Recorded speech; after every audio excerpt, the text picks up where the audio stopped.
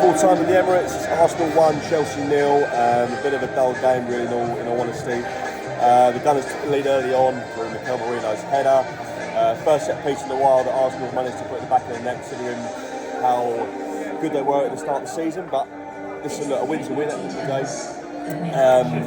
It was a poor performance from Chelsea. We expected more from them, to be honest with you. There was not much going on from their perspective whatsoever. Really profligate team, nothing going forward. If you know, we've obviously sat here and moaned about Arsenal's profligacy up front, and there was some of that evidence today again, which I'll go into in a second. But Chelsea's performance was really disappointing, I think, from a more neutral perspective, given the amount of talent they have in the field. Obviously, an injury-ravaged squad. Cole Palmer was out of the squad completely. Again, due to illness, it was seen for the second time in a week. I believe he started for them on Thursday in the Conference League, but apart from that, he's been out of the last 2 Premier League games, which is a concern for them. But yeah, Arsenal took the lead from Merino from a header. Really good header, really direct play there from Erdegaard's corner, who I thought had a better game today. He's been poor, as we know, for the past few months, but he looked lively in the first half, a bit more about him in the final third, a bit more poised when sort of attacking the box. He had a couple of opportunities to shoot, didn't take them unfortunately. The ball rolled over a couple of times with Martinelli and Trossard. Didn't really want to take the shots on today, but yeah, I thought he was better in the first half. He looked a bit more threatening in transition as well. It's good to see a score again from set pieces. I think a 1-0 today was something which we really needed. We hadn't won in the last 3, obviously, so in the Premier League, so we needed something to boost spirits and get us back on track.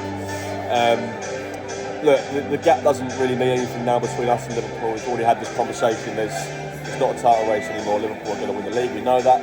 But it's really important that Arsenal consolidate their position in second place. We don't want to be pushing down. We don't want to see us dropping out the top 2.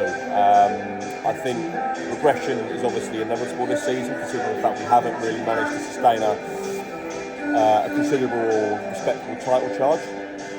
But I think it's important for Arsenal to stay second and not drop out of that top 2, because if you start doing that and you can get closer towards 4th. Regression, but then if you drop below, Nottingham Forest, and obviously we beat Chelsea today, so that might not happen now, considering it's a 9-point gap.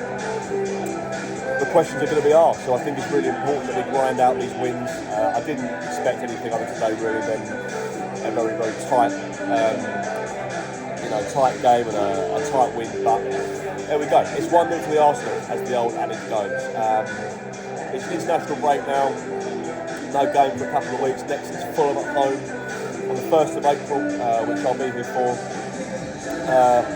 Some of the lads will go away on international duty, of course. Some of them will stay here, get fit. We expect the Bukayo Saka to be back in full training by the time the Fulham game rolls around, and obviously the week after that, it's Real Madrid at home in the Champions League, which again I'm hoping to be here for. So we'll see how we get on, but yeah, next couple of weeks, no game now for the next 2 weekends, because Arsenal won't play, as I said, until Fulham on the following Tuesday, which is the 1st of April. But yeah, look, it's not been a positive season, as we all know, but it's something to cling on to. There's nothing worse than going into an international break having lost a game against a team like Chelsea, given the rivalry between the 2 clubs. So yeah, it's not a terrible day. So I'm quite happy with that one. And yeah, that's it. That's about it really. Nothing else to report. Obviously, we saw the announcement earlier in the week that Miles Skelly's in the England squad, which is good for him. Not so good for us, I don't think, but he's been chucked into the limelight. I'm not sure how much he'll play really, if he plays at all for England, but we'll see how he gets on. But yeah, I'll see you back here at the Emirates for Arsenal's game against Fulham on the 1st of April.